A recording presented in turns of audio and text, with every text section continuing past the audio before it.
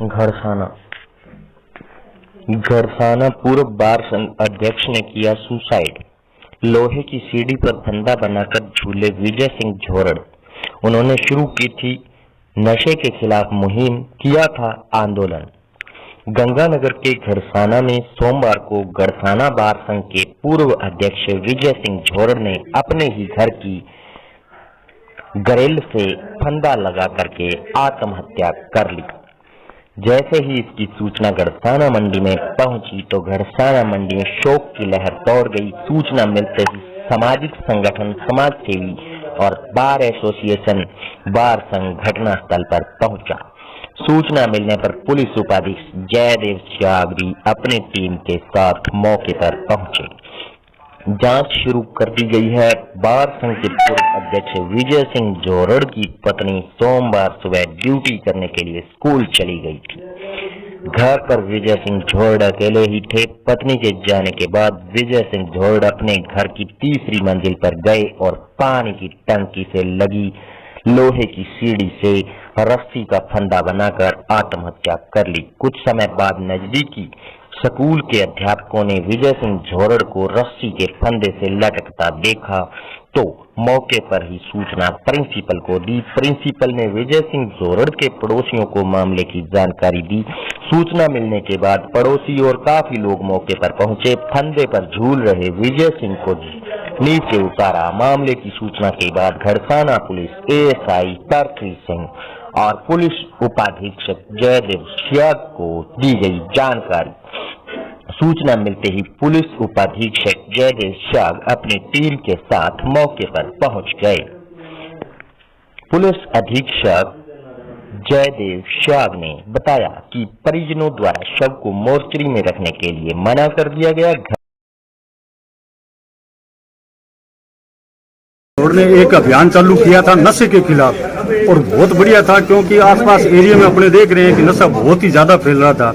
और इस बढ़िया अभियान को लेकर वो जो है इन्होंने कार्रवाई चालू की और बदले में पुलिस वालों ने इस पे लाठियां बांधी और जबरदस्ती इन पे मुकदमा बना दिया और थाने में रखकर इनको बुरी तरह से पीटा। और हम लोग उस समय गए थे और पुलिस वालों ने ये कहा कि हमने मारपीट ही नहीं की, जबकि मैंने खुद ने उनके जो चोटों के निशान है देखे थे। खूब सारी चोटें थी, नील जमी हुई थी और विजय सिंह जी ने ये खुद कहा था कि जी बहुत बुरी तरह से पीटा। आज हमारा साथी चला गया और सिर्फ इसकी वजह पुलिस से। और अब जो है हमारी बार एसोसिएशन की तरफ से जो है घरसाना और अनूपड़ की और अदर भी मांग ये है कि 306 का तो मुकदमा दर्ज किया जाए इन पुलिस वालों के खिलाफ।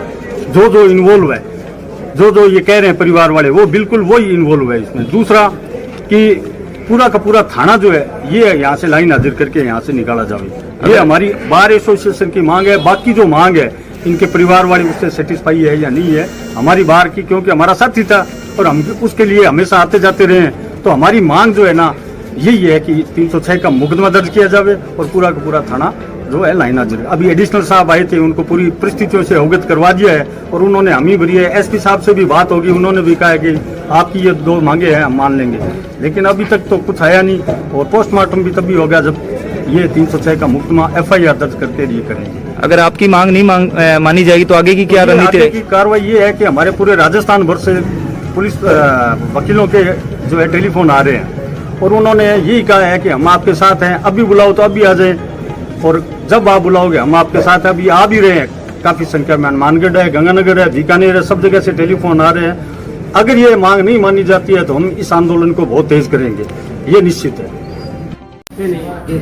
हमने ज्ञापन दिया, विजय इसलिए लगा हुआ था कि इस इलाके में नशा ज्यादा चल रहा है। पुलिस ने नशे वाले जो नशा जिसकी शिकायत थी उसी को कह के विजय के खिलाफ 307 में रात को 3 बजे मुकदमा दर्ज करके इसी थाने विजय को रात को पकड़ के लाते हैं। पूरी तरह एक एडवोकेट, इतना फटा हुआ बार संघ का अध्यक्ष, उसको यही नंगा करके अंडरवियर के अंदर ही बिठाते हैं। मतलब उसे मानसिक रूप से किया इन्होंने। हमने इस मूवमेंट को इनको सीरियसली कहा, एडिशनल साहब को, डिप्टी साहब को, कि ये बात ऐसे है।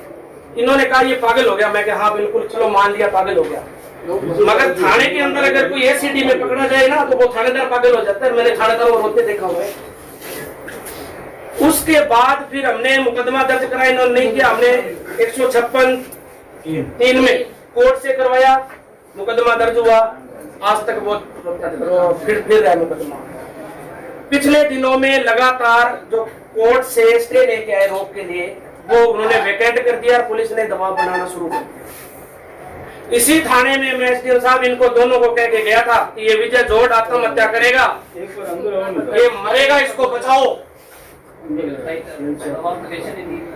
मैंने कहा बचाओ उस बेटे को, कहा था मैंने, बिल्कुल कहा था। यहाँ आपकी पुलिस रिकॉर्डिंग कर रही थी और आपके एसएचओ की वजह से सीआई की, मैंने कहा ये रड़क रखता है, रड़क ये मन में रखता है कि मैं बदला लूंगा, बदला इसने उससे तो ले लिया। कहीं ना कहीं पुलिस सारी मंडी आई है हमारी, आप एडिशनल साहब, सारी मंडी आई है भाई ये बंदा मानसिक रूप से इसको प्रताड़ित कर दिया है। कहीं ना कहीं उसने यहाँ तक कहा कि चलो मेरे वाला मामला रास्ता बस्ता करो, इसको भी करो। उसे कहा नहीं, तेरे को SC/ST के अंदर लेंगे, अब पकड़ लो उसको, बाप को SC/ST के अंदर वो पड़े, करो गिरफ्तार पुलिस में। तो मैं तो एक इतिहास बना दूं हिंदुस्तान में भी, एक मरण आदमी गिरफ्तार करके जो नशे के खिलाफ लड़ा, आपने खुद आके कहा यहाँ कि राजीपा कर लो, राजीपा चलो छोड़ दो, वो बंदा प्रताड़ित था, अभी तक के दो भाई मारो भाई, जो घटना होगी तेरे मामले में पर लगा देंगे, में लगा दे। बात का एक हुआ और बैठा है SHO साहब के सामने, दोनों तीनों शहिया और मैं रूबरू के हो साहब, मतलब हाथ जोड़ जोड़ के गए मंडी के लोग। अरे बाढ़ में गया, हमारा बंदा मर गया। अब सुनो, अब फिर कह रहा हूँ, अब अगर जो FIR दर्ज किए गिरफ्तार नहीं किया तो फिर कोई आत्महत्या करेगा। फिर कह रहा हूँ, कान खोल के फिर सुन लो, फिर आप यही कहोगे। मैंने आपको कहा था कि जिनके खिलाफ मुकदमा दर्ज है इनको यहाँ से टपा दो, उनको